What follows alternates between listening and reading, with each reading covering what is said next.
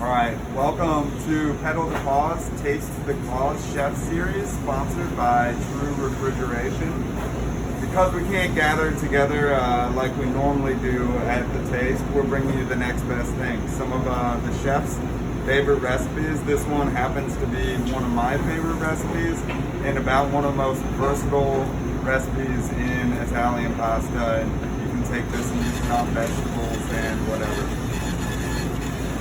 We are here in the Pastaria kitchen here in St. Louis in Clayton, Missouri, and this is one of the dishes on our menu. So I'm going to show you the basic recipe, which is Pastaria, aglio e olio e peperoncini, which is pretty much just garlic, olive oil, and chili pepper. And then I'm going to show you one variation with, since it's summer, with tomatoes, basil, and a little white wine. This can be done with just about any other ingredient, as I'll explain as we get through. If you need more information on Pedal the Cause, you can go to pedalthecause.org for any more info. All right, let's get going.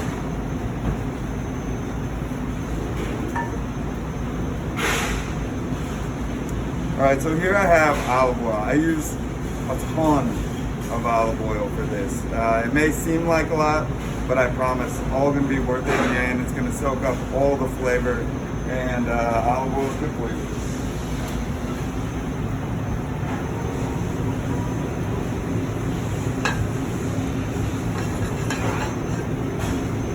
Alright, so I'm making pretty much one large Pastaria portion. This can be done for two. Your recipe is going to be set up for 6 people, I believe. This is all something that, as you get used to it, can be done by eye. You won't need a recipe, and you'll be able to do just about anything from here. So to that olive oil, I've got a warm pan. I like to get that garlic in there before it's too hot. So we're kind of just simmering the olive oil at this point.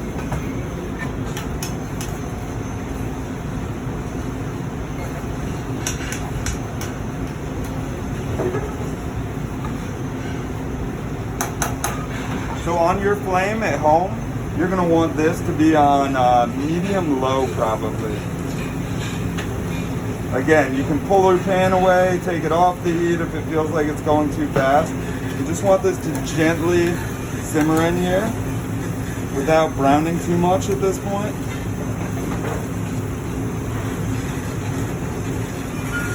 And again, this may seem like a lot of garlic in here, but as you sweat it down, it really tames the flavor of the garlic and really brings out the sweetness. If you start to get too much color on it, you're going to introduce a lot of bitterness, which you really don't want for this dish. Alright. So that's been going for about a minute or so, and I'm going to add in some chili flakes. Again, we're going heavy here. Now the standard recipe only calls for some chili flakes. This is a good time if you have fresh chilies from the market, both sweet or spicy. You can mince some of those up and add that to the mix. I have some Calabrian chilies that happen to be some of my favorite, so I'm going to add that to it too.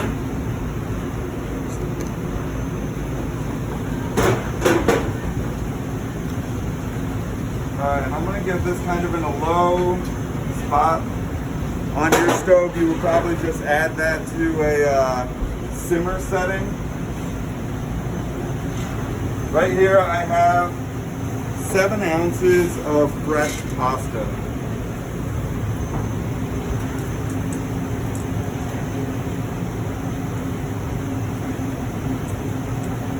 This is going to cook a lot faster for me here because it's fresh pasta. So if you have dried pasta, obviously it's going to take you a little longer. This can be done with either. In fact, using very high quality dried pasta like Rusticella di Abruzzo is one of my favorites, and sometimes even better than fresh pasta in this recipe.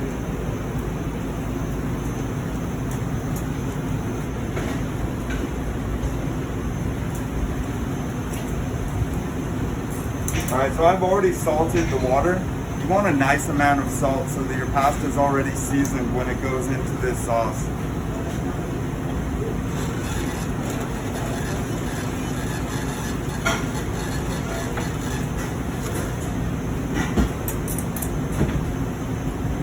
Okay, so to stop the cooking of some of this oil here, I'm gonna add some of the cooking water. Be careful because it might splatter on you a little bit, but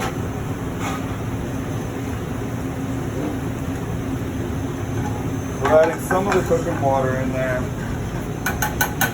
And we're gonna pull that pasta about a minute before it's supposed to be done. And then we're gonna cook it in that pasta water and oil. Now the pasta water you just cooked it in has some starches already in it. It's gonna help make it just a little bit silkier. And it's going to allow the pasta to cook that last minute in the sauce, and then kind of like taking all the flavors of the oil and garlic and chilies into the pasta itself.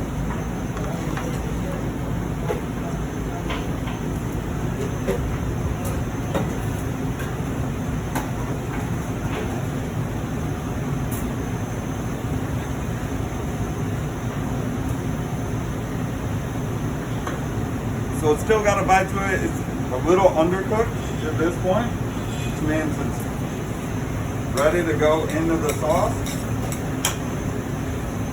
This is pretty much true for just about any pasta you cook.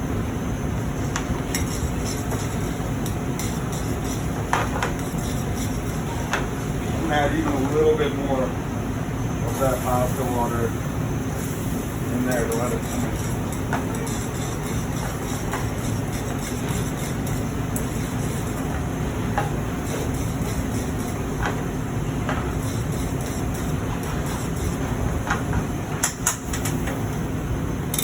While that dish is finishing, I'm going to get started on the next variation of that. So, going back in, there's a little bit less olive oil on this, because we're going to add white wine to the mix on this one.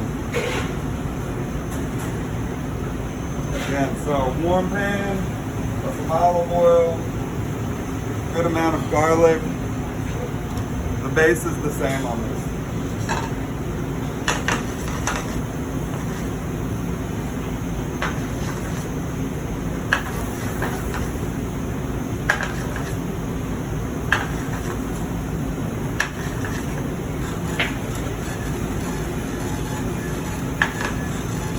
You can see it starting to come together.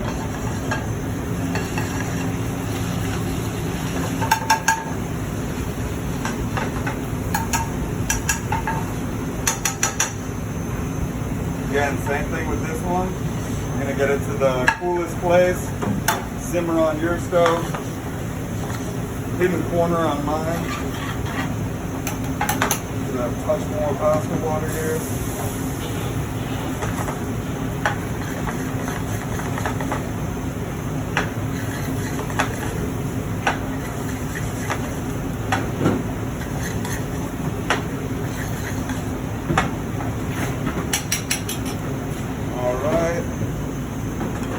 You can kind of see it's thickened a little bit. It coats the noodles really nice.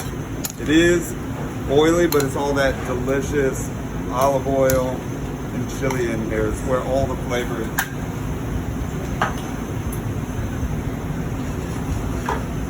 Alright, so this one's been going again about a minute here. So we're going to add the chilies. I'm just doing one chili in this one.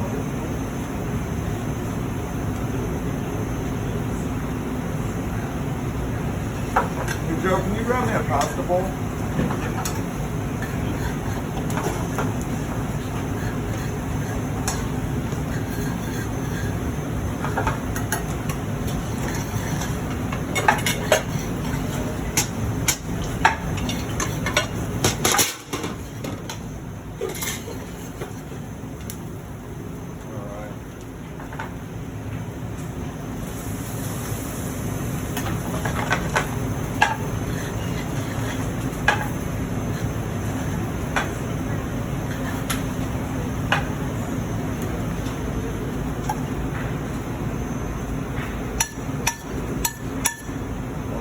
chili oil in there.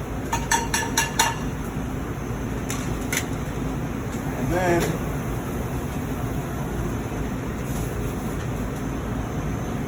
always with some really good cheese. It can be Parmesan or Grana Padano. All right, now this next pan, we have our garlic. It's going, it's softened. We have the chilies in there. I'm going to add in tomatoes.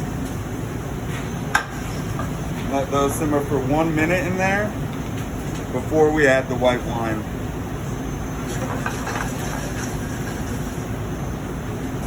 I'm going to season these with just a little bit of salt.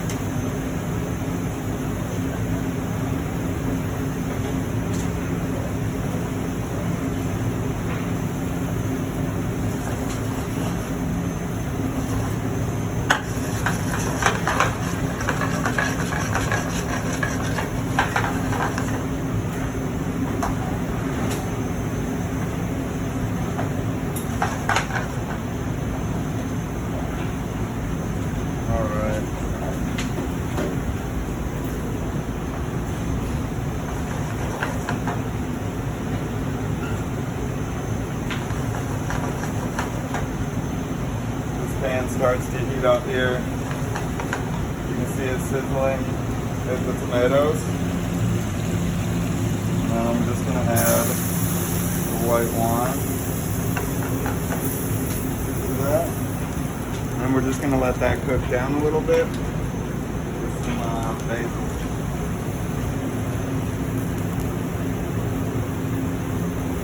This summer, basil's growing like crazy. I use quite a bit.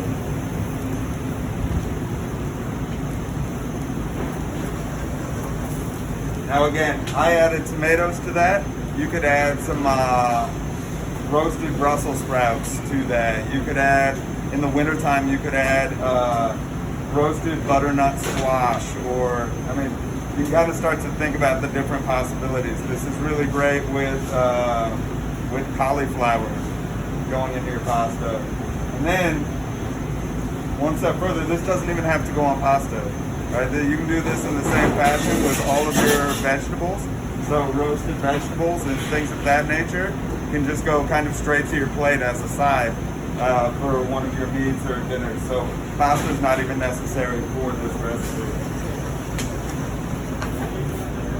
I would say the aglio e olio sauce is pretty much like a mother sauce. It can branch off into 5 million things from this kind of one base. So when you have this one skill mastered, you can do just about anything with that and make a million different dishes and always be surprising people with one skill.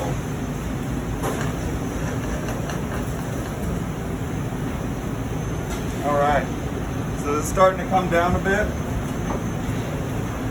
So I'm gonna drop my pasta.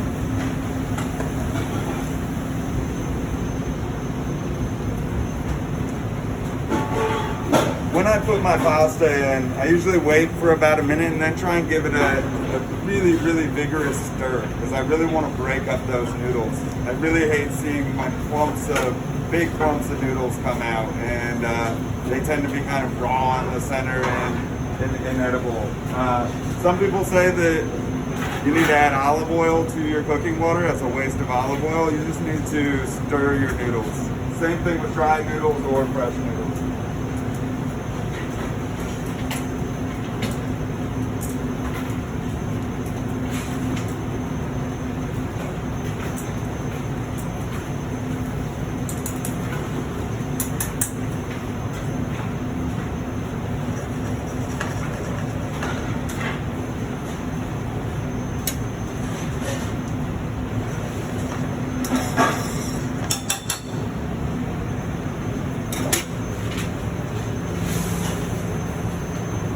Alright, I'm going to give this a taste.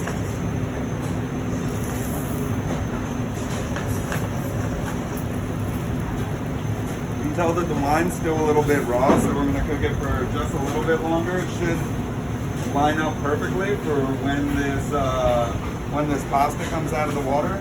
to finish its cooking in there.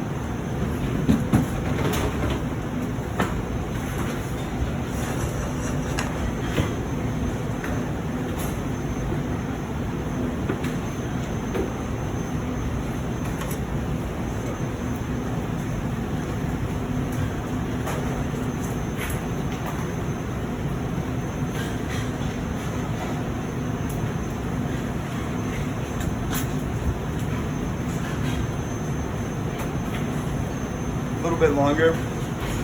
Some people ask me how long to cook the pasta. And while you can give kind of rough ideas for certain pastas, the only real way to tell your pasta is done is to taste it. So constantly be tasting everything.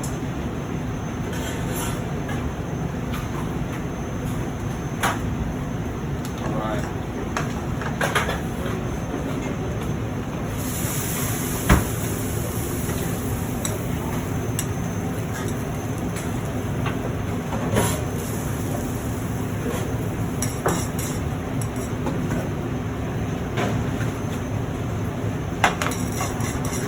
So I've added a decent little amount of cooking water.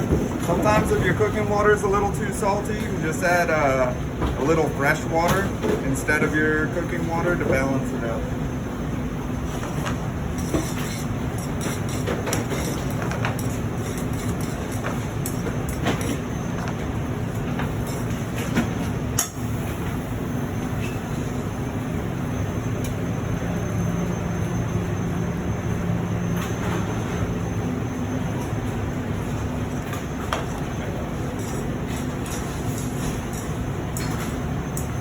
At this point, your burner should be on high, so all the way up.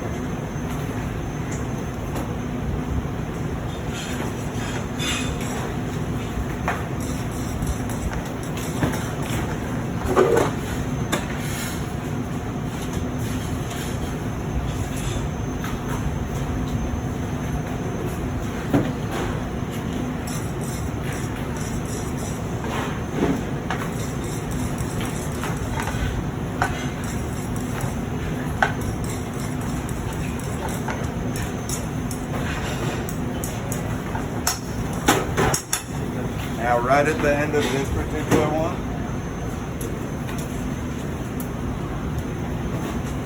okay, just a little bit of my cheese. Again, this can be done without. Right before I serve it, just to give it a slightly creamier mouthfeel.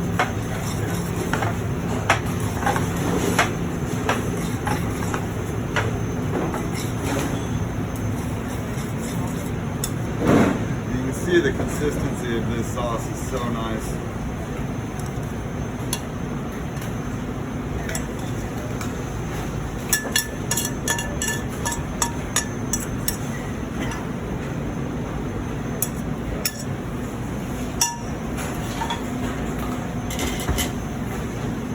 And a little bit on the top. I even like, even though it has so much oil in it, just a little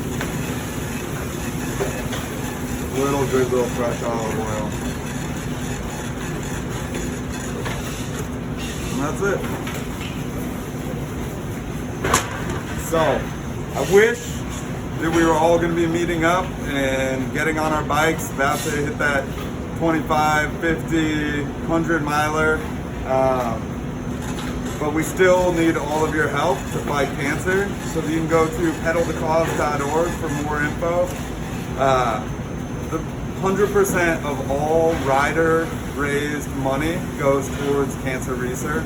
And it's more important than ever that we get the word out and get people to help the cause. Again, thank you to True Refrigeration. We couldn't do all of this without you. And Pedal the Cause, it's a charity that's near and dear to my heart, as many family members of mine have battled, and I know it's something that affects just about each and every one of us. So, pedalthecause.org, and I'm Gerard Kraft from Pastaria. Thank you so much.